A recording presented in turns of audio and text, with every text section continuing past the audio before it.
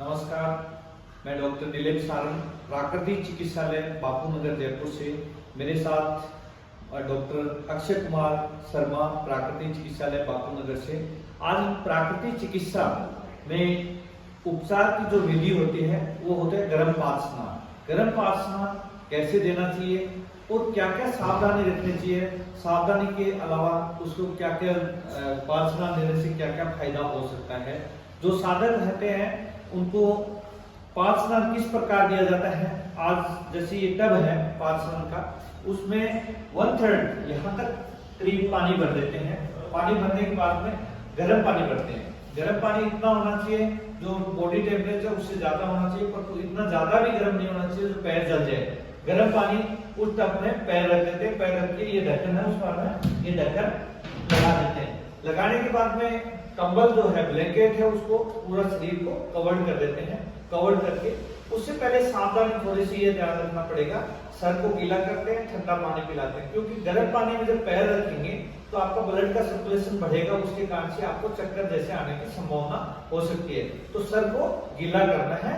सिर को गीला करने के बाद ऊपर तौलिया रख देते हैं और 1 गिलास ठंडा पानी पिला देते हैं। उसके बाद में स्टब में बैठा देते हैं। ये प्रोसेस जो है करीबन 20 मिनट से 25 मिनट तक गर्म पाद स्नान दिया जा सकता है। गर्म पाद स्नान के बाद में उसको ठंडे पानी से हम नहलाते हैं। ये डॉक्टर साहब से ये जिक्र करेंगे, डॉक्टर साहब ये किस किस रोग के लिए सबसे फायदेमंद है और ये प्राकृतिक चिकित्सा में जो साधक आते हैं उसको गर्म पाद स्नान क्यों दिया जाता है, और देने के बाद में जब पसीना निकलता है वो टॉक्सिक जो है आपकी बॉडी से बाहर निकलता है, और कौन कौन सी डिजीज में ये सबसे ज्यादा फायदा करता है, डॉक्टर अक्षय कुमार शर्मा जी हमारे बताएंगे। गर्म पाद स्नान सबसे पहले हम ये जानते हैं, गर्म पाद स्नान नेचुरोपैथी में हाइड्रोथेरेपी का ट्रीटमेंट का रूप है। यह उच्च रक्तचाप, वेरिकोज वेन, डीवीटी आदि बीमारियों में दिया जाता है। इसकी प्रोसेस ये रहती है, जब गर्म पानी में पैर रखते हैं तो सर का सारा खून पैरों की तरफ रन करता है और नए खून का संचार सर में होता है और ऑक्सीजन का संचार होता है, जिससे किसी को एकदम से बीपी हाई हो गया है वह नॉर्मल आता है, रक्त का संचार उत्पन्न करता है। इसलिए गर्म पाद स्नान दिया जाता है रोग के लिए। गर्म पाद स्नान लेते समय मुख्य रूप से 3 सावधानियों का ध्यान रखना है। कभी कभी स्वास्थ्य साधक जब गर्म पानी में पैर रखता है तो उनका जी घबराने लगता है, वे सोचते हैं नॉर्मल प्रोसेस है। अगर ऐसा होता है तो तुरंत उसको उपचारक या चिकित्सक से संपर्क करना चाहिए। दूसरी सावधानी हमें क्या रखनी चाहिए, जब हम गर्म पानी में पैर रखते हैं तो हमारा पूरा शरीर कंबल से ढका होना चाहिए। एक भी शरीर का हिस्सा उघड़ा मतलब बिना कवर हुए नहीं रहना चाहिए। तीसरी सावधानी है कि हमारी जो कमर है वो बिल्कुल सीधी रहे, ताकि स्पाइन से होने वाला रक्त का स्राव बिल्कुल ठीक रहे। ये सावधानी हमें ध्यान रखनी चाहिए। धन्यवाद। आज हमारे साथ केपी सिंह जी हैं, जो हमारे साधक है प्राकृतिक चिकित्सालय के, बहुत पुराने साधक हैं, क्योंकि ये 1990 से प्राकृतिक चिकित्सा से जुड़े हुए हैं और प्राकृतिक चिकित्सा के बारे में बहुत अच्छी तरह जानकार भी हैं, और प्राकृतिक चिकित्सा में समय समय पर ये उपचार की विधि करते रहते हैं, उपचार लेने आते रहते हैं।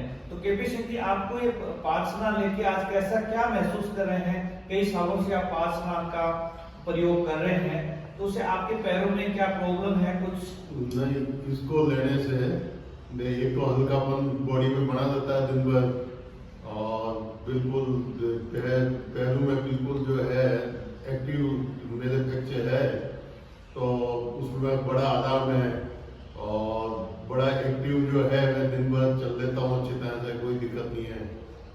इनके पैरों में सूजन थी, सूजन काफी हद तक ठीक हो चुकी है, क्योंकि ये साधक खुद ही आपको बता रहे हैं पाद स्नान से।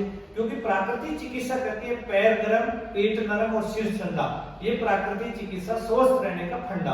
प्राकृतिक चिकित्सा कहती है पैर को हमेशा गर्म रहना चाहिए।